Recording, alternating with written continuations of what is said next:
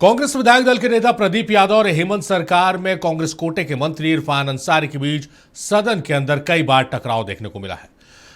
प्रदेश कांग्रेस अध्यक्ष केशव महतो कमलेश, कांग्रेस के प्रभारी के राजू और कांग्रेस की अनुशासन समिति के अध्यक्ष डॉक्टर रामेश्वर उरांव की न सलाह काम आ रही है न फटकार। दोनों के बीच तकरार जारी है। मंगलवार को हालात इतने बिगड़ गए कि स्पीकर को सामने आना पड़ा और नियमन देना पड़ा। कांग्रेस वर्सेस कांग्रेस क्यों सदन में देखने को मिल रहा है बार बार, इसी मसले पर हम आज चर्चा करेंगे विस्तार से आपके favourite talk show to the point में। तो विधानसभा के शीतकालीन सत्र के तीसरे दिन कांग्रेस विधायक दल के नेता प्रदीप यादव और कांग्रेस कोटे से स्वास्थ्य मंत्री इरफान अंसारी के बीच बहस हो गई।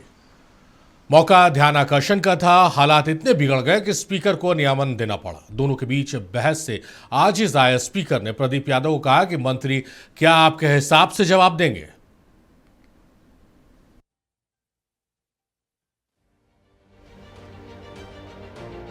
विधानसभा में सोमवार को कांग्रेस विधायक दल के नेता प्रदीप यादव और स्वास्थ्य मंत्री डॉक्टर इरफान अंसारी के बीच तीखी नोकझोंक हुई। प्रदीप यादव ने कहा कि राज्य में करीब 11,000 बच्चे थैलेसीमिया, सिकल सेल और अप्लास्टिक एनीमिया से ग्रसित हैं। इन्हें हर माह 1 से 2 बार ब्लड चढ़ाना पड़ता है, लेकिन राज्य में इस मसले पर कोई ठोस नीति नहीं है। जवाब में स्वास्थ्य मंत्री इरफान अंसारी ने कबूल किया कि जहां छत्तीसगढ़, मध्य प्रदेश और ओडिशा में पूरे आंकड़े मौजूद हैं, वहीं झारखंड में पूरे आंकड़े मौजूद नहीं हैं। थैलेसीमिया से पीड़ित बच्चों का, सिकल सेल, अप्लास्टिक एनीमिया से पीड़ित हजारों बच्चे जो रोज जीने मरने की लड़ाई से जूझ रहे हैं। अध्यक्ष महोदय, हमें उत्तर मिला है। हमें लगता है कि जितना यह गंभीर विषय है, मंत्रालय ने उतनी गंभीरता से ना लेकर के इसे सतही तौर पर उत्तर देने का प्रयास किया है। इसके 2 पार्ट हैं। एक तो थैलेसीमिया एनीमिया से पीड़ित के उपाय जानने का हमने प्रयास किया अपने प्रश्न के माध्यम से, और इस रोग से लड़ने में सहयोग करने वाले ब्लड डोनर की कठिनाइयों को भी चिन्हित करने का हमने प्रयास किया, जानने का प्रयास किया है कि इस राज्य में थैलेसीमिया के जो आंकड़े प्रदीप जी ने बताया, लगभग 11,000 आप बता रहे हैं। हमें लगता है महोदय वो आंकड़े कम है, और ये बात सही है कि हमारे पास पूरे आंकड़ा नहीं है। हम जब इस पर थोड़ी जांच करवाए महोदय, तो हमने पाया कि चाहे वो छत्तीसगढ़ हो, वहाँ की सरकार ने थैलेसीमिया, सिकल सेल, जो प्लास्टिक एनीमिया की जांच कराया, उनके पास पूरा आंकड़ा है महोदय। उड़ीसा में भी जांच करवाया, वहां भी उन सरकार के पास पूरे आंकड़े हैं। मध्य प्रदेश में भी ये घटना है महोदय, वहां भी सरकार के पास पूरे आंकड़े हैं, लेकिन हमारे पास पूरे आंकड़े नहीं है महोदय। हम देखिए महोदय, आप बोलिए ना, सेंसिटिव प्रश्न वाह करता है महोदय, आप बोलिए ना। तो हम लोग इस पर काम कर रहे हैं महोदय, और मैं आपको आश्वस्त करता हूं महोदय, हम लोगों ने निविदा निकाल दी है, और मेरा जो मंशा महोदय, हर जिले में कितने थैलेसीमिया पेशेंट है हम सबकी जांच कराएंगे, और 1 महीना के अंदर महोदय, मैं प्रदीप जी को आश्वस्त करता हूं, 1 महीना के अंदर निविदा निकाल दी गई है, और सभी जिलों में राज्य में कितने थैलेसीमिया के पेशेंट हैं, कितने हमारे सिकल सेल के पेशेंट हैं, सबका हम जांच कराकर हम सदन को अवगत कराएंगे। इसके बाद प्रदीप यादव ने पूछा कि हमारे पास कितने ऐसे सेंटर हैं जहां इस वास्ते खून मुफ्त में दिया जाता है। उन्होंने दस्तावेजी सबूत पेश करते हुए कहा कि एक मरीज के इलाज में परिजनों को 51,000 रुपए खर्च करने पड़ते हैं। इस पर स्वास्थ्य मंत्री ने कहा कि झारखंड में किसी को खून के लिए पैसे लेने की इजाजत नहीं दी गई है। और जिस प्रश्न को हमने पूछा है कि सरकार हमें बताए, आप बैठ जाइए मंत्री जी आदर पूर्वक, कि भाई हमने सरकार से जानने का प्रयास किया, क्या उन पीड़ित बच्चों को जो ब्लड पैक्ड सेल ब्लड दिया जाता है, वो आपके पास कोई सेंटर है इस राज्य में जो फ्रीली उन्हें ब्लड दिया जाता है? आप सीधे बताइए हमें। प्रश्न तो ऐसा है मेरा, है तो कौन सा है, कहाँ का है, क्या सभी प्रमंडलों में है? हमें बताए तो। कराते हैं महोदय, ये कोई बड़ी बात नहीं, हर जगह ब्लड कराते हैं। सदर हॉस्पिटल में हमारा है महोदय, रांची सदर हॉस्पिटल में है। कह रहा है कि रांची में हम कराते, क्या पूरे राज्य के बच्चे रांची आएंगे? आप बताएं, मेरे पास ये प्रश्न है। और रांची में फ्री नहीं होता अध्यक्ष महोदय, मैं सारे सबूत को लेके आया हूं। देखिए, मैं एक ऐसे बच्चे का सबूत लेके आया हूं, साक्षी कुमारी, जो किसी और का नहीं, मुख्य सचेतक की पोती है अध्यक्ष महोदय। उन्होंने अपना जब यह ब्लड चढ़वाया तो उन्हें 51,51,000 रुपये खर्च हुए हैं। सरकारी अस्पतालों में भी खर्च होते हैं अध्यक्ष महोदय, वहां भी डे केयर में पैसे लिए जाते हैं। कहानी यह है अध्यक्ष महोदय। इसीलिए मैं जानना चाह रहा हूं कि भाई आपके पास कोई फ्री व्यवस्था है, नहीं है तो आप कब तक करेंगे ये बताइए प्रत्येक प्रमंडल में।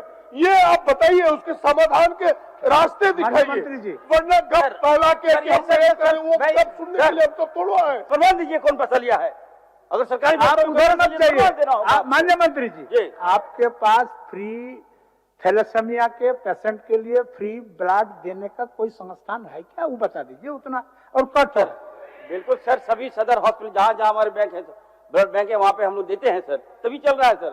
तभी आज हमारे इतने पेशेंट कहाँ से आए, पेशेंट को हम लोग देते हैं सर। हमारे चाईबासा में तब न सर ये बात सामने आया सर।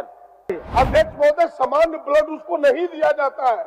मैंने कहा कि पैक्ड सेल ब्लड उनको दिया जाता है, वो व्यवस्था सब जगह है उनको देने का। और ये कह रहे कि सबूत चाहिए, ये है डे केयर रांची का है। देखिए सर, जितने में हमारी मेडिकल कॉलेजेस हैं सर, हाँ, चाहे रिम्स है, सदर हॉस्पिटल है, जमशेदपुर है, धनबाद है और फिर दुमका में भी है, तो मैं सर वहां पे सर आराम से ब्लड ट्रांसफ्यूजन हो जाता है, कोई ऐसी कोई बात नहीं है। ठीक है, कहा फ्री होता है कि नहीं ये बताएं। वो आप बिल्कुल फ्री होता है। खून कौन नहीं, खून के पैसे कौन लेंगे सर? खून के पैसे कोई नहीं ले सकता है सर, मैं दावे के साथ कह सकता हूं। इस नोकझोंक में एक ऐसा वक्त आया जब प्रदीप यादव ने स्वास्थ्य मंत्री पर सदन को गुमराह करने का आरोप लगाया।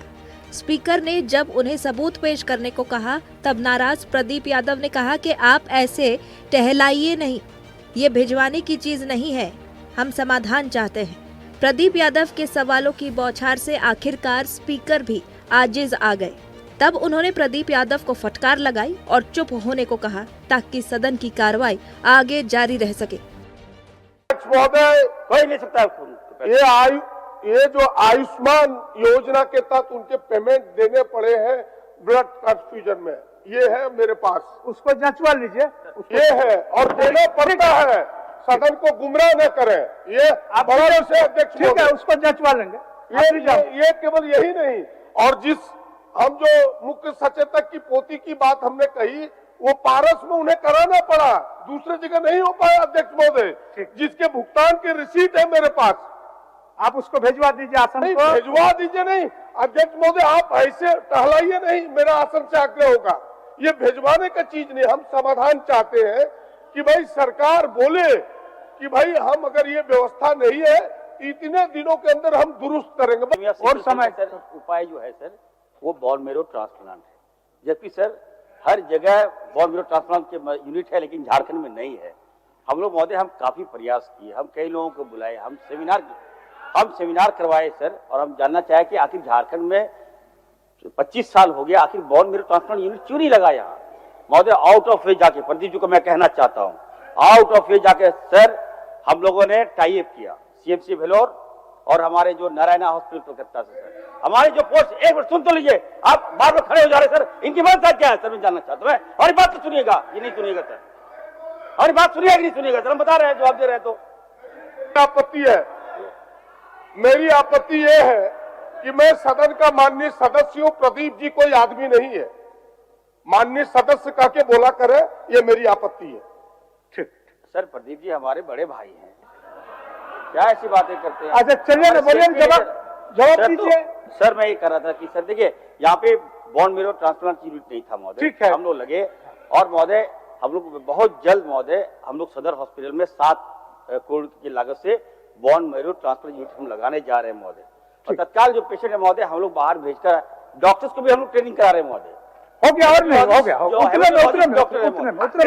एड के बारे में बताए ना, आप प्रश्न को आधा छोड़वा देते हैं। एड जो 15 लाख 20 लाख दूसरे, बिल्कुल आप उसमें कुछ करना चाहते हैं, बता रहे महोदय। आयुष्मान के तहत हम लोगों ने निर्णय लिया है राज्य सरकार ने कि जितने भी थैलेसीमिया के पेशेंट है महोदय, हम लोग उसकी राशि जो बता रहे हैं 20 लाख रुपया, उतना खर्च नहीं होता है, 14 लाख रुपया खर्च होता है। राज्य सरकार वहन करेगी महोदय, इसको हम लोग तय कर रहे हैं, चिंता नहीं की। और समाधान नहीं है, आगे बढ़ने दीजिए, आगे बढ़ने कोई समाधान नहीं है अध्यक्ष महोदय। हो गया अरे भाई हो कैसे गया, हो कैसे गया, आप बता दें हमें, हो कैसे अच्छा आप बताइए, सदन में आप ही का प्रश्न रख करके चला कोई माननीय सदस्य नहीं है, बोलते जा रहे हैं, बोलते जा रहे हैं, ऐसा नहीं होता है। चलिए हो गया, 3-4 प्रश्न पूछ लिए, जवाब दे दिया, और आप जो बोलवाना चाहते हैं मंत्री जी वही बोलेगा, ऐसा कोई जरूरी है? ऐसा भी नहीं होता है, मंत्री अपने हिसाब से जवाब देते हैं। उत्तेजित होने की आवश्यकता नहीं है, उत्तेजित होने की आवश्यकता नहीं है, नहीं है प्रदीप जी। ये पहला मामला नहीं है जब कांग्रेस के विधायक दल के नेता अपनी ही पार्टी के मंत्री से उलझे हैं। प्रदेश कांग्रेस अध्यक्ष केशव महतो कमलेश पहले ही दोनों नेताओं को विवाद से परहेज करने और टकराव के मुद्दों को प्रदेश कांग्रेस प्रभारी से मिलकर सुलझाने को कह चुके हैं, क्योंकि ये सदन की कार्यवाही का हिस्सा है। लिहाजा इसे तकनीकी तौर पर पार्टी की अनुशासन समिति के अध्यक्ष रामेश्वर उरांव को नहीं सौंपा जा सकता। रांची से नक्षत्र न्यूज के लिए नवीन शर्मा की रिपोर्ट।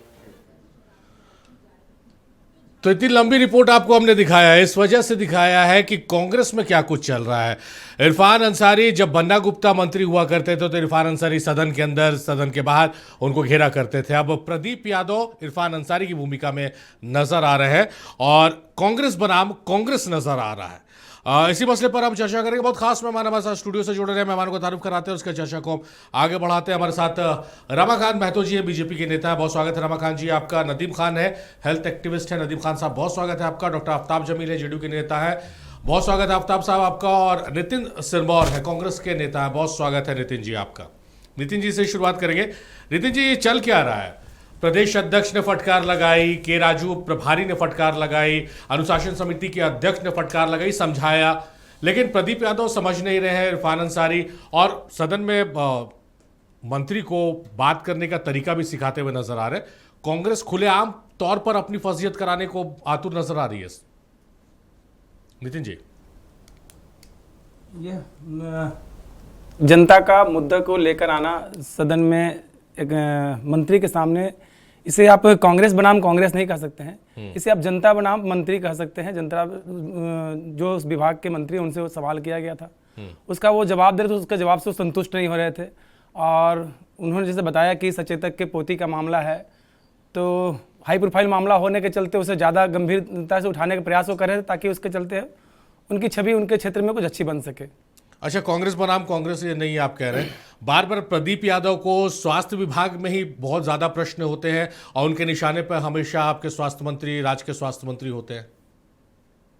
निश्चित तौर पे जो अच्छा काम करता है उसे ज्यादा टारगेट किया जाता है। स्वास्थ्य मंत्री के काम से वो टारगेट किया जा रहा है। स्वास्थ्य में अच्छा काम कर रहे हैं। गालिब ने एक शायरी कही थी कि दिल बहलाने के लिए कुछ ख्याल अच्छे हैं, वही है कि दिल बहला रहे आप लोग, ठीक है। चलिए नदीम साहब का रुख करते हैं। मैं समझ सकता हूं कि कांग्रेस के प्रवक्ता के पास आज ज़्यादा कुछ कहने को नहीं होगा इस मसले पर, इसलिए नदीम साहब का रुख करते हैं। नदीम साहब स्वास्थ्य कार्यकर्ता है, ब्लड के क्षेत्र में बहुत अच्छा काम कर रहे हैं। लहू बोलेगा नाम का संस्थान है इनका, और ब्लड किसी को कमी ना हो इस बात को सुनिश्चित करते हैं। नदीम साहब, आप लोग अच्छा काम तो कर रहे हैं, लेकिन क्या चल रहा है ये जो चाईबासा में हुआ और उसको लेकर आरोप भी है, या पूरा पैकेज हमने दिखाया है, किस रूप में आप इस समस्या को देखते हैं और क्या जो जवाब स्वास्थ्य मंत्री दे रहे हैं आप भी संतुष्ट नजर आ रहे हैं उससे? देखिए, ये झारखंड में पहली बार 25 सालों के झारखंड गठन के दरमियान में ये मामला सदन में आया। जेएमएम और कांग्रेस लेफ्ट की सरकार के हम आभारी हैं, और ख़ास करके कांग्रेस के सीएलपी लीडर प्रदीप यादव जी का और सदन का, कि जिनके संरक्षण में ये 25 साल से जो जूझ रहा है मामला, अति संवेदनशील और बेहद मानवीय, वो पहली बार सदन के सामने आया, जिससे पूरा झारखंड जो है अवगत हुआ। ये पीड़ा के कई रूप हैं, अलग अलग तौर पर इसको जानना और समझना चाहिए। पहला ये कि ये मामला दरअसल आज जो हुआ सदन में, हम लोग थे सदन में, आज भी थे, कल भी थे, थैलेसीमिया पीड़ित के परिजन भी थे और ब्लड ऑर्गेनाइजेशन से जुड़े हुए भी लोग थे। तो देखे तो थोड़ा ख़राब भी लगा। एक्चुअल में माननीय प्रदीप यादव जी ने बहुत महत्वपूर्ण मामला उठाया था, और उसमें स्वास्थ्य मंत्री का जो जवाब आया बहुत माकूल नहीं आया। बल्कि कई कई चीज़ों में बराबर देखने को मिलता है। हालांकि ये भी संवेदनशील आदमी है, डॉक्टर हैं, थोड़ा पहल करनी चाहिए थी, लेकिन कुछ कुछ बातों से इनको कभी कभी हम लोगों को ऐसा लगता है कि बेगाने शादी में अब्दुल्ला दीवाने वाली भी भाषा को उपयोग कर देते हैं, जो उपयुक्त नहीं है।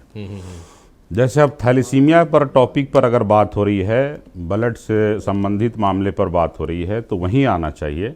उस सूरत में अगर हम बात करें पहला थैलेसीमिया वाला में, तो थैलेसीमिया के हम ब्लड ऑर्गेनाइजेशन जो 2400 जिला के 150 ब्लड ऑर्गेनाइजेशन और रक्तवीर रक्तदान आयोजकों का समन्वय है, उनके द्वारा ये आंकड़ा जो है 11,000 आया। जैसे 2100 रांची में है, पूर्वी सिंहभूम में 2000 है, खूंटी जैसे जिला में है, संथाल परगना की दास्तान अलग है, कोल्हान का अलग है, तो ऐसा ऐसा करके पलामू का अलग है, वो फिगर है। तो ये झारखंड में आज का ये मामला नहीं है, ये 25 साल पुराना है। 25 साल इसलिए बोल रहे हैं, बल्कि उससे और ज़्यादा ही हो सकता है। वो इसलिए बोल रहे हैं कि जो थैलेसीमिया के पेशेंट जो हो जाते हैं, उनका डिटेक्ट होता है 6 महीना 4 महीना का जब बच्चा उम्र हो जाता है उसके बाद। और वैसे बच्चों की आज जो है उम्र, किसी की 25 साल है, किसी के 28 साल है, किसी के 22 साल है, किसी का 18 साल है, किसी के 10 साल है। और कुछ कुछ तो ऐसे भी हैं कि एक बेटा को हो गया है तो उसके बाद वाली जो बेटी है उसको भी हो गया है थैलेसीमिया। इसका मतलब ये है कि ये बढ़ रहा है, घट नहीं रहा है, और उस पर जो काम होना चाहिए था वो फोकस नहीं हो पाया। ये 25 सालों की दास्तान है। एक दूसरा चीज़ ये है कि ये थैलेसीमिया के बच्चों को हर महीने 2 से 3 यूनिट ब्लड जो है चढ़ता है, और सिर्फ पैक्सेल ब्लड चढ़ता है। और उसमें ये 2400 जिला में बच्चे हैं, और उनके जो परिजन जूझते हैं ब्लड लेने के लिए, आप ये समझ सकते हैं कि जिन्हें हर महीना 2 से 3 यूनिट ब्लड की ज़रूरत पड़ती है, तो वो माँ और वो बाप कैसे जूझता होगा ब्लड का इंतज़ाम करने के लिए, जब उसका खुद घर परिवार परेशान हो जाता है ब्लड देने के नाम पर। कुछ तो मोहल्ले टोले और समाज के लोग भी इग्नोर कर देते हैं, हाशिए पर ढकेल देते। उसका रिज़ल्ट यहाँ तक हो गया कि बहुत सी माएँ जो हैं वो एकल हो चुकी हैं, अकेली रह रही हैं, ससुराल से किनारे हो गई, इसी वजह से उन्हें भगा दिया गया या ठीक से नहीं है व्यवहार। तो वैसा 6 महिलाएं हम लोगों के नज़र में आई हैं। इसके अलावा ये पूरा ग्रुप है हम लोगों का, झारखंड थैलेसीमिया पीड़ित एसोसिएशन, जो इस पर काम करते हैं स्पेशली। और तीसरा पहलू ये है कि ये बच्चे को चाहिए क्या चीज़। सबसे पहला जो चाहिए, अचल में आज सदन में जो बात हुई है वो आधी बात हुई है, क्योंकि पूरी बात आनी चाहिए थी, लेकिन वो थोड़ा मंत्री जी की वजह से कुछ चीज़ बात नहीं आ पाई। हम कोशिश करेंगे आपके यहाँ से कुछ प्लेस कर देने के लिए। एक तो ये मैटर है कि इनके जो एक पहलू हैं ब्लड का, पहला कि इन्हें ब्लड चाहिए जो इनके लिए लाइफ है, लाइफ लाइन है, गोल्डन आवर है। इन्हें ब्लड चढ़ेगा तभी वैसे बच्चे जीवित रहेंगे, अगर नहीं होगा तो शायद संभव नहीं हो पाना है इस पृथ्वी में रह पाना। ऐसे ही है सीकल सेल के लिए भी, तो उनको पूरे बदन हाथ में ज़बरदस्त दर्द रहता है, असहनीय दर्द रहता है, जिनकी पीड़ा वो माँ और बाप ही समझ सकते हैं। दूसरा पहलू है इनका जड़ से उपाय है बोन मैरो ट्रांसप्लांट, जो झारखंड में नहीं होता है ही नहीं। वो कराते हैं लोग वेलोर में, दिल्ली में, बॉम्बे में, इस तरह का। तीसरा पहलू है कि ये बच्चों को की जो दवा मिलती है वो निःशुल्क नहीं मिलती है, कुछ कुछ दवा निःशुल्क मिलती है, बाकी सब होम डिलीवरी से दिल्ली बॉम्बे से मंगवाते हैं पार्सल से, जो लगभग 10,000 8,000 की दवाएं हर महीने मंगाते हैं। और ये कौन लोग होते हैं मंगाने वाले? सब उनके परिजन। उनकी आर्थिक पृष्ठभूमि क्या है? जब वहाँ आप नज़र दौड़ाइएगा तो ज़्यादातर सुदूर गांव के मिलेंगे, आदिवासी क्षेत्र के मिलेंगे, और बेहद गरीब मिलेंगे। सरकार की क्या भूमिका है? जो आप तो समस्या बता रहे हैं, तो जो डिटेल में आपसे सुन रहे हैं तो बहुत बड़ी समस्या है ये। अगर इस तरह बिल्कुल है। अभी 2-3 पहलू और आपको बता रहा हूँ जी। रांची में या झारखंड के किसी कोने में ब्लड अगर नहीं मिल पाता है तो वैसी सूरत में दूसरे राज्य को लोग जाते हैं, पटना में, गया में जाके ब्लड चढ़ा के आते हैं, बंगाल में सरकारी इंतजामात नहीं है, तभी ना ये सब सारी समस्या हो रही। नदीम जी, क्या चीज? सरकार के इंतजामात उतने अच्छे नहीं है, तभी नहीं है, बिल्कुल नहीं है। ये बोलने से सिर्फ नहीं चलेगा। ये मुझे लगता है एक और आपको महत्वपूर्ण बता दें, थोड़ा सरकार ने लौट आपके पास, तब आप बताइएगा पूरा। नदीम खान साहब जो बता रहे हैं, नदीम खान साहब से बेस्ट कोई नहीं बता सकता है, क्योंकि ये उस क्षेत्र में काम कर रहे हैं। तो ये रोज जो माता पिता है, जो पेशेंट है, वो किस समस्या से दो चार हो रहे हैं, ये बाखूबी जानते हैं। एक बार रमाकांत जी का रुख कर लेते हैं। रमाकांत जी, जब सदन की कार्रवाई शुरू होने से पहले होता है कि एक बैठक होती है, अध्यक्ष बुलाते हैं और कहा जाता है कि भाई अच्छे से सुचारू रूप से सदन चले, लेकिन आज जो विपक्ष पर खास करके ये रहता है कि विपक्ष सदन चलने नहीं देता, आप लोगों पे आरोप लगता है, हम भी सवाल आपसे पूछते हैं। आज तो देखने को मिल रहा है कि विपक्ष को काम करने की आवश्यकता ही नहीं है, कांग्रेस के विधायक दल के नेता संतुष्ट नहीं मंत्री के जवाब से और तीखी नोकझोंक हो रही है। देखिए, कांग्रेस पार्टी हो, चाहे झारखंड मुक्ति मोर्चा हो, और चाहे राष्ट्रीय जनता दल हो, इनको जनता की समस्याओं को लेकर के और बुनियादी विषयों को लेकर के ये मुखर कभी नहीं होते।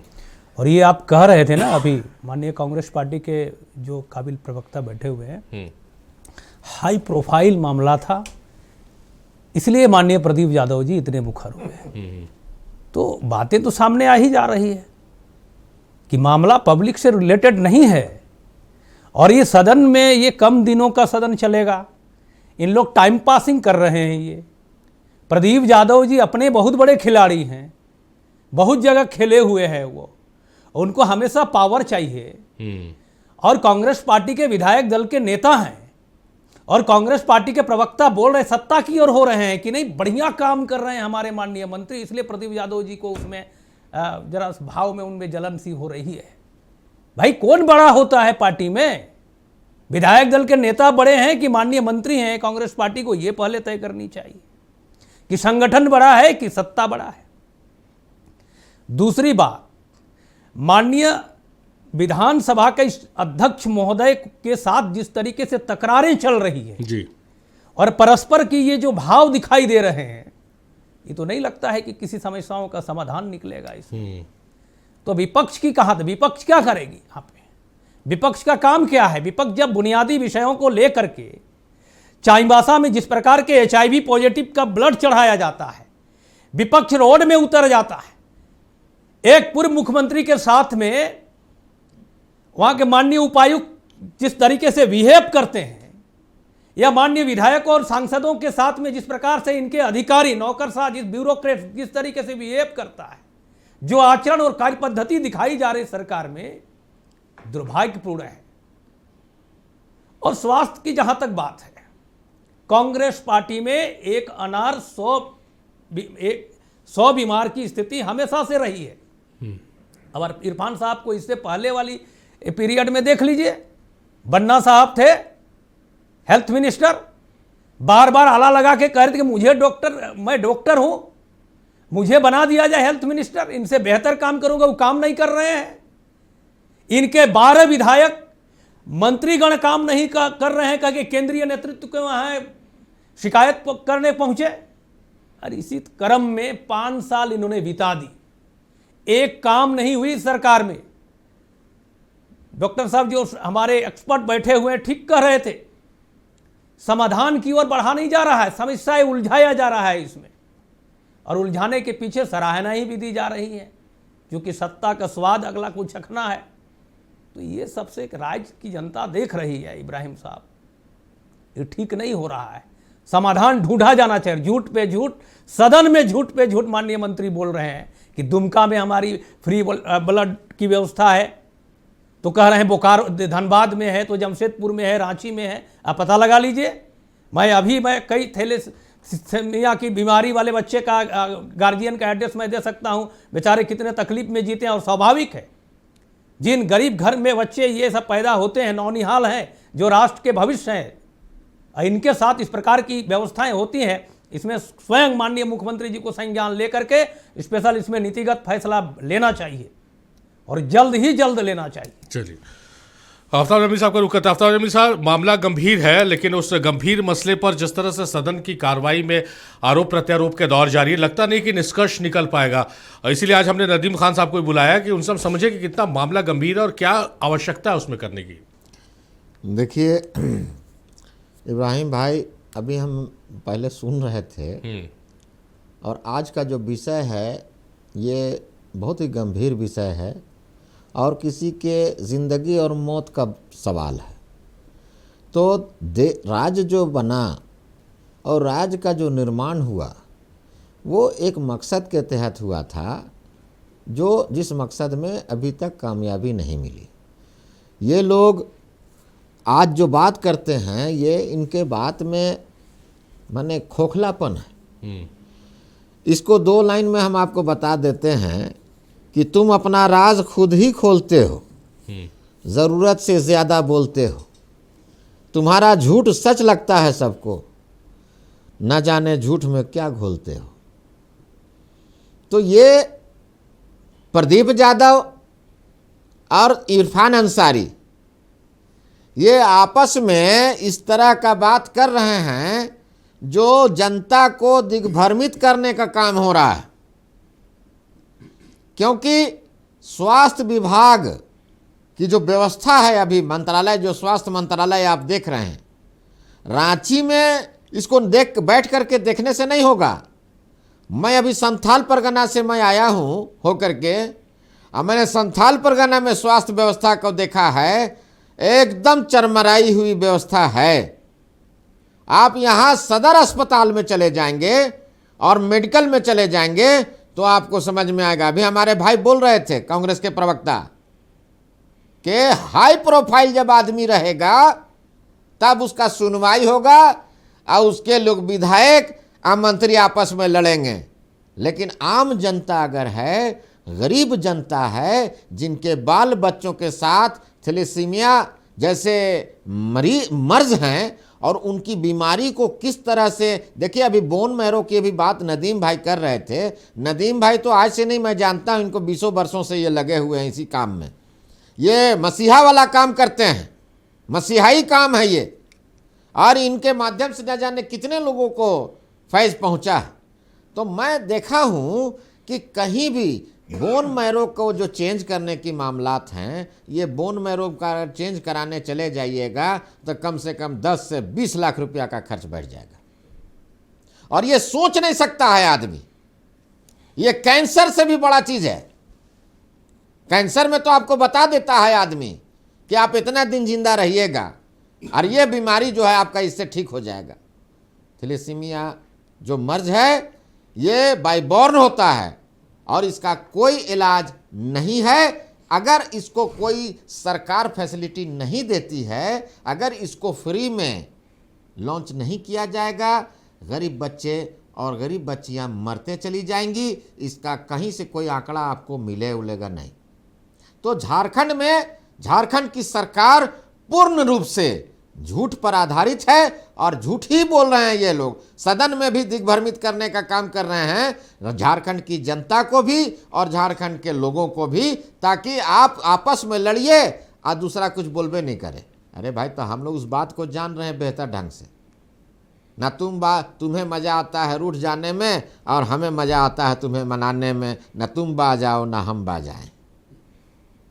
तो ऐसे अगर सरकार चलेगी जिसको इतना बड़ा मैंडेट मिला है और इतनी गंभीर समस्या पर अगर इस तरह का मंत्री का बयान होगा तो यह बहुत ही शर्मनाक है और इसको झारखंड की जनता बर्दाश्त नहीं करेगी। चलिए जाहिर तौर पर विपक्ष को अभी बोलने का मौका खुद कांग्रेस ने दिया है। जिस तरह से गंभीर मसले पर कांग्रेस विधायक दल के नेता का आसन को भी बोल रहे हैं कि इतनी उत्तेजित होने की आवश्यकता नहीं है।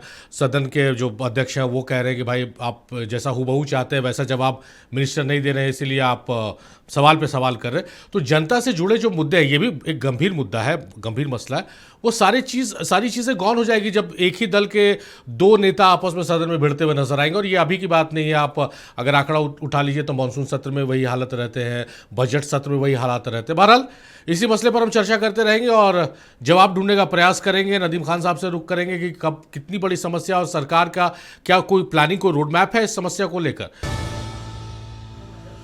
को हमने दिखाया झारखंड की एक बड़ी समस्या जिसको लेकर सदन में कांग्रेसी के 2 नेता आपस में भिड़ गए। अब दूसरी बड़ी समस्या से आपको हम रूबरू कराने जा रहे हैं। नक्षत्र न्यूज में हम दिखाते हैं खबर, तो हमारी खबर का होता है बड़ा असर। बालू के अवैध कारोबार पर हमारे खबर की गूंज विधानसभा में सुनाई दी है, जहां बीजेपी विधायक कुशवाहा शिवभूषण मेहता ने अवैध बालू खनन का मुद्दा उठाया है। इस मुद्दे पर बीजेपी विधायक नवीन जायसवाल ने भी उनका साथ दिया है।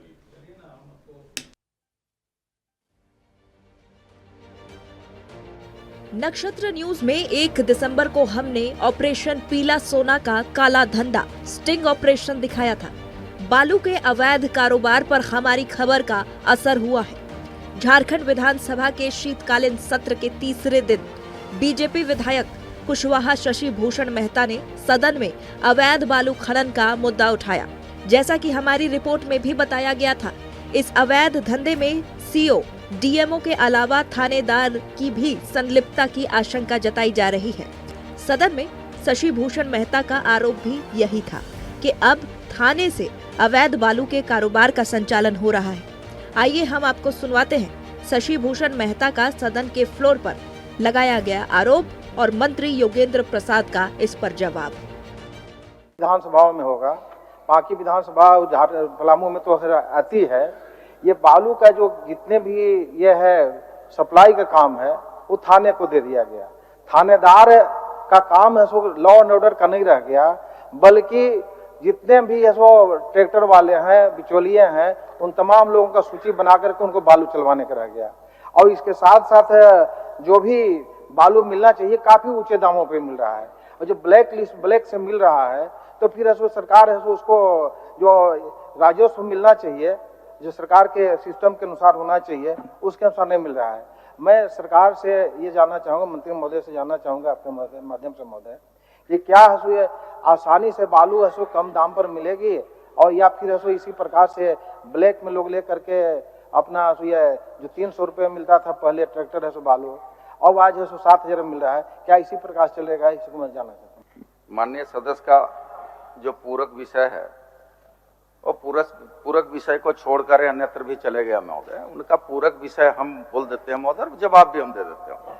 उनका कहना है कि महोदय कि बालू घाटों की संचालन की व्यवस्था में एमडीओ का जो चयन किया गया है, जिसके चलते राज्य की बड़ी राशि का राजस्व का नुकसान हुआ है, ये उनका पूरक है महोदय। तो शायद माननीय सदस्य को इस बात का ज्ञान तो होगा ही कि एमडीओ जो चुनाव सिलेक्शन हुआ तो उसमें राज्य सरकार का कोई राजस्व का नुकसान नहीं हुआ महोदय, बल्कि राज्य सरकार को फायदा हुआ है। इसलिए उनकी सवाल का जवाब अस्वीकारात्मक दिया हुआ है महोदय।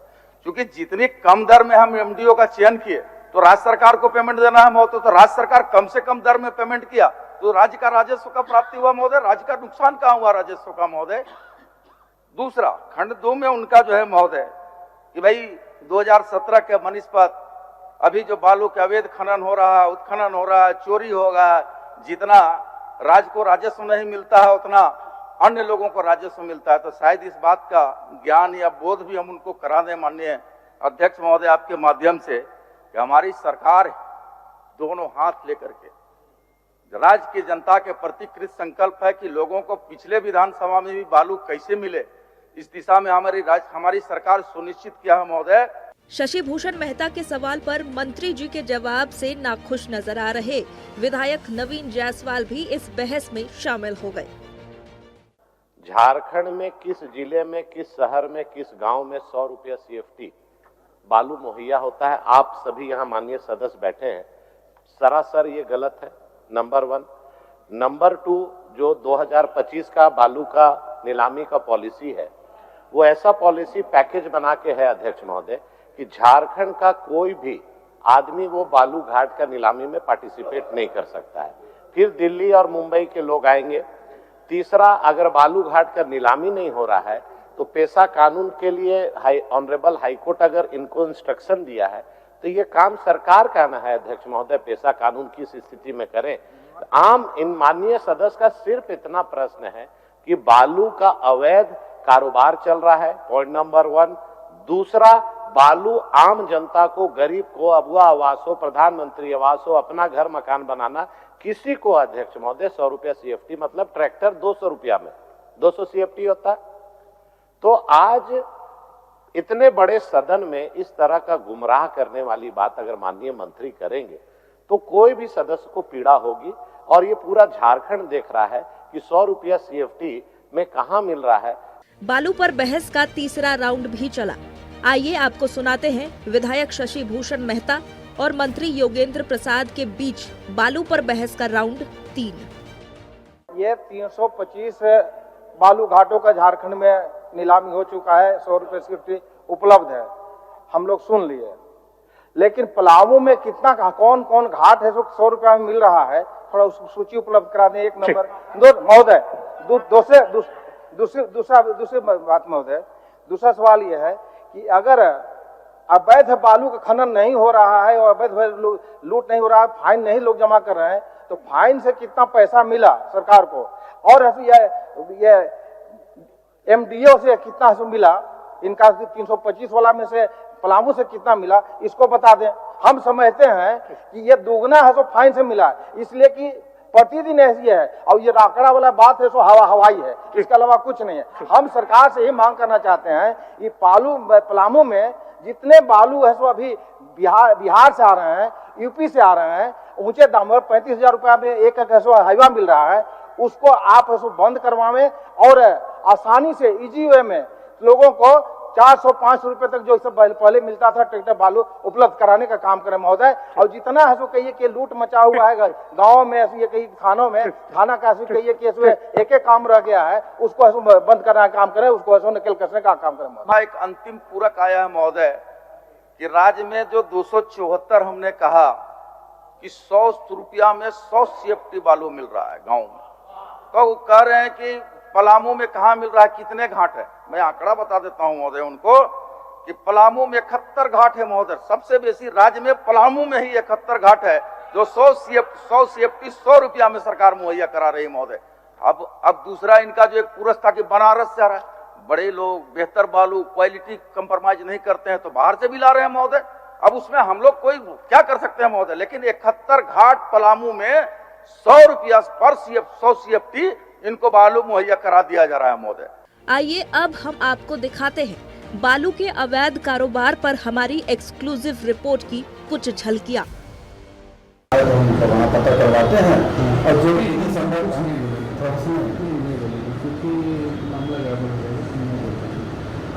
फॉरेस्ट का भी अपना काम है, हर चीज हर डिपार्टमेंट का एक अपना अपना जुरिडिक्शन है।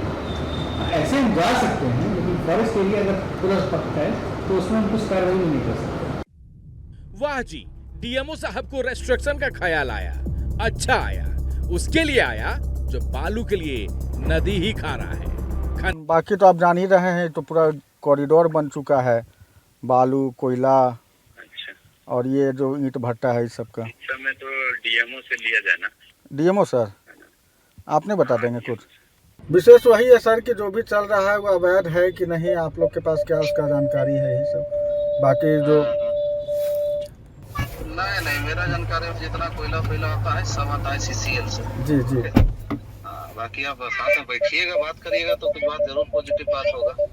अच्छा। नक्षत्र न्यूज की सुपर एक्सक्लूसिव कवरेज से खलबली तो है ही, बुडबू में काले धंधे से हमने जिस तरह पर्दा उठाया है, उफान तो मचा है। अध्यक्ष महोदय, अगर बालू की बात करें तो वो तो सरेआम है, सब अपनी आंखों से देखते हैं। एक दो अधिकारी ईमानदार होंगे तो भाई उनको जोहार होगा। बाकी अगर कोई भी बालू ट्रैक्टर, विशेषकर ट्रैक्टर से बालू की ढुलाई होती है तो हमें लगता है एक बालू गाड़ी 3-4 थाना क्षेत्रों से पार होता है, और कोई थाना प्रभारी ऐसा नहीं है जिसका मंथली पर महीने का इनकम 3 लाख से 5 लाख रुपए केवल अवैध बालू से हो रहा है। अतः सरकार को मैं मानता हूं कि सरकार का खजाना खाली है, तो अगर खाली है तो इस प्रकार अगर लूट की छूट होगी, जो सरकार के खजाना में आना चाहिए था वो थाना प्रभारी के जेब में जाएगा, पदाधिकारियों की जेब में जाएगा। सदन में बालू पर सत्ता पक्ष और विपक्ष की बहस से एक बार फिर नक्षत्र न्यूज की रिपोर्ट पर सच्चाई की मुहर लगी है। आगे भी हम इसी तरह आपके भरोसे पर खरे उतरने की कोशिश जारी रखेंगे। रांची से नक्षत्र न्यूज के लिए सत्यव्रत किरण की रिपोर्ट। चलिए तो दूसरे मुद्दे पर लौटते हैं। झारखंड में जिस तरह से बालू की लूट मची हुई है, माफिया बेखौफ हो चुके हैं, कभी एसडीएम, कभी बीडीओ, कभी थाना की अगर पेट्रोलिंग पार्टी है तो उस पर हमला कर देते। इन सब खबरों के बीच नक्षत्र न्यूज की टीम ने जान हथेली पर रखकर एक खबर प्रकाश में लाई, विसल ब्लोअर का काम किया कि भाई धड़ल्ले से माफिया जो है वो बालू का उठाव कर रहे हैं और कहीं ना कहीं अधिकारियों की गठजोड़ उसमें देखने को मिल रही है। कोई कार्रवाई नहीं हुई, सदन में आज मामला उठा है। अब उम्मीद करें क्या कार्रवाई होगी। नितिन से सत्ता पक्ष को रिप्रेजेंट कर रहे हैं, कांग्रेस के नेता है नितिन जी। बड़ी समस्या है और हमने एक विसल ब्लोअर का काम किया है, जान हथेली में रख के इस खबर को प्रकाश में हमने लाया है। कार्रवाई नहीं हो रही, अगर कार्रवाई होगी तो बड़ा मैसेज जाएगा पूरे झारखंड में। निश्चित तौर पे जो बालू के कारोबार में लिप्त हैं, जो बालू के कारोबार को देख रहे हैं उनमें वो उसमें सरकार तो किसी को इजाज़त नहीं देती है कि आप जा करके बालू का अवैध कारोबार कीजिए। ना प्रभारी को, थाना प्रभारी को देता है, ना किसी अधिकारी को मिलता है।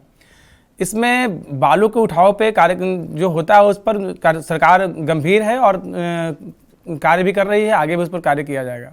नहीं नितिन जी, ठीक है, सरकार किसी को परमिशन नहीं देती कि जाओ बालू से तुम कमाओ, लेकिन एज अ मीडिया हम उसको प्रेजेंट कर रहे हैं कि भाई देखिए यहाँ पर अवैध बालू चल रहा है, माफिया अधिकारियों का गठजोड़ चल रहा है, हम आपको दिखा रहे हैं, तब भी आप कार्रवाई नहीं करेंगे, तब तो सवाल आपसे उठेगा ना। मेरे जानकारी में ऐसा कोई अभी नहीं आया है। आपका कुछ उस पर विशेष रिपोर्ट हुआ तो मैं कह सकता हूँ, लेकिन इस समय बालू का कारोबार बहुत स्मूथ है और इसमें मुझे नहीं लगता है कि इस समय बालू का अवैध रूप से कुछ हो रहा है। चलिए, तब तो ये बहुत मतलब चिंता का विषय है। अगर कांग्रेस को ये नज़र नहीं आ रहा तो ये बहुत चिंता का विषय है, क्योंकि हमारे कैमरे को नज़र आ रहा है, हमारे रिपोर्टर को नज़र आ रहा है, सदन में आज मुद्दा भी उठाया गया। रमाकांत जी के चेहरे पर एक हल्की सी मुस्कुराहट ये बता रही है कि वो इंतजार कर रहे हैं कि उनके पास जब मैं आऊं तो वो इस बात का बेहतर जवाब दे। रमाकांत जी। नहीं, मैं तो बधाई दूंगा पहले नक्षत्र न्यूज को, ये काबिल तारीफ काम आपने किया है। नक्षत्र न्यूज को बहुत बहुत बधाई, शुक्रिया आपका। और ऐसे ही पत्रकारिता जगत में काम होते ही रहना चाहिए। निष्पक्ष तरीके से जो लूट हो रही है उसको दिखना चाहिए दृश्य जगत में। कांग्रेस पार्टी के नितिन भाई दिखाते तो फायदा नहीं, लोगों को दिखता ही फायदा नहीं इसलिए नहीं है ना कि चूंकि सरकार ही जमानत पे है, भ्रष्टाचार के आरोपी मुख्यमंत्री हैं, माननीय बने हुए हैं।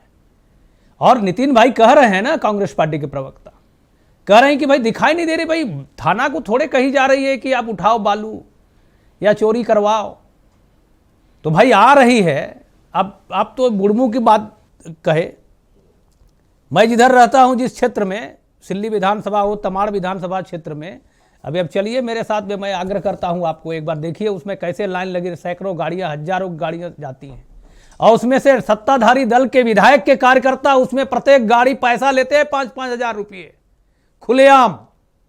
पुलिस पैसा लेती है, बुंडू में पैसा लेती है, टोल टैक्स के सामने ही खुलेआम कैमरे के सामने लेती है कि देखिए अब हम क्या कर रहे हैं। तैमारा घाटी में थाना है, वहां पे दसम फल पुलिस लेती है पैसा, तैमारा पुलिस लेती है, उसके बाद नामकम पुलिस लेगी, रोड पे ले रही है खुलेआम।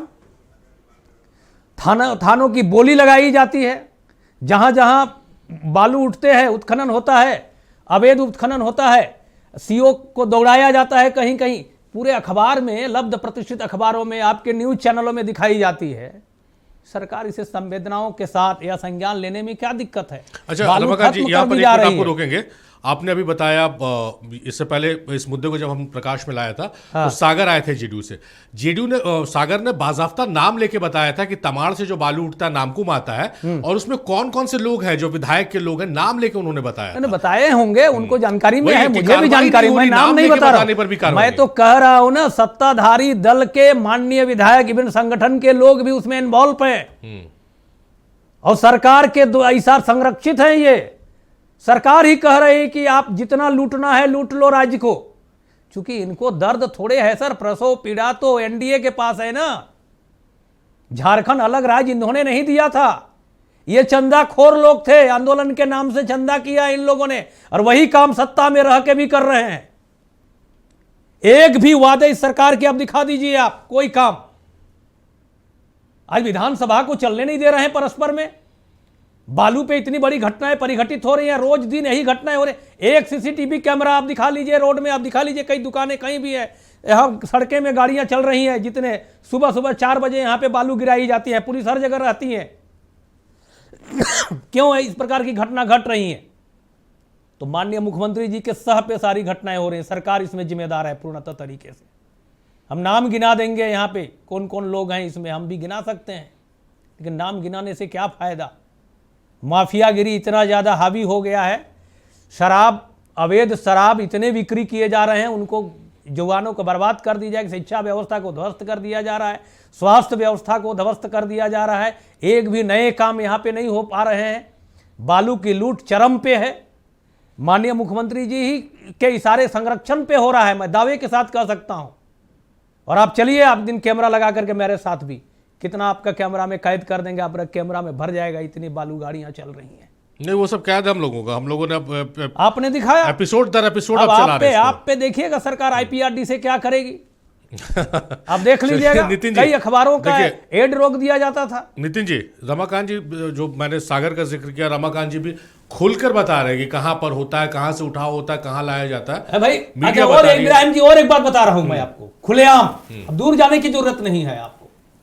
यहां भंडारण तो रांची में 1 या 2 जगह होगा, अब प्रत्येक 1 किलोमीटर के दायरे में अब बालू का भंडारण मिलेगा आपको, और पुलिस ही करवा रही है, सरकार करवा रही है उसे। चलिए नितिन जी, और सारी जानकारी है। देखिए, नाम लेके बोला जा रहा है, रमाकांत जी बोल रहे हैं, एरिया बता रहे हैं, तमाम रूट्स बता रहे हैं, क्यों कार्रवाई नहीं हो रही? एक बड़ी कार्रवाई पूरे झारखंड में से चला जाएगा।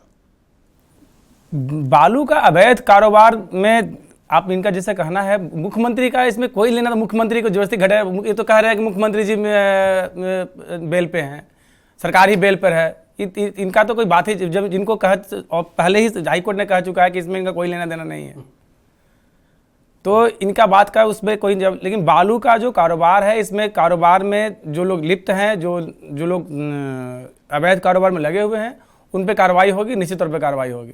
यही सत्ता पक्ष को आप रिप्रेजेंट कर रहे हैं, हम यही सुनना चाह रहे हैं कि अब भाई हमने खबर प्रकाश में ला दिया, विपक्ष आपको बता रहा, नाम लेके सब बता रहा, तो कार्रवाई का आश्वासन तो आप लोगों की तरफ से मिलना चाहिए। जरूर कार्रवाई होगी उन पे। चलिए, आफ्ताब जमील साहब का रुख करते हैं। आफ्ताब जमील साहब, बड़ी समस्या है, नक्षत्र न्यूज़ ने इसे मुहिम की तरह चलाया है, हमने एक एपिसोड चला लिया, अभी बहुत सारे एपिसोड हमारे पास है, हमारे कैमरों ने कुछ ऐसा कैद किया है जिससे हलचल मच जाएगी, बावजूद इसके कार्रवाई नहीं हो रही। आज सदन में मामला उठा दिया पांकी विधायक ने।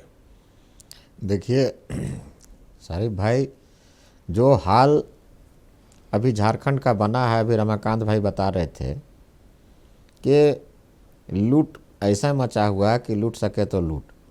जब माने राज्य का मुखिया अगर किसी इसमें इन्वॉल्व हो जाए, चाहे वो ज़मीन का लूट हो, चाहे वो खनन का लूट हो, चाहे बालू का लूट हो, माने चाहे जो भी तरह का लूट हो, उसमें अगर मान लीजिए कि राज्य के मुखिया का नाम अगर कहीं से भी आ रहा है, तो ये तो बहुत ही शर्मनाक बात है।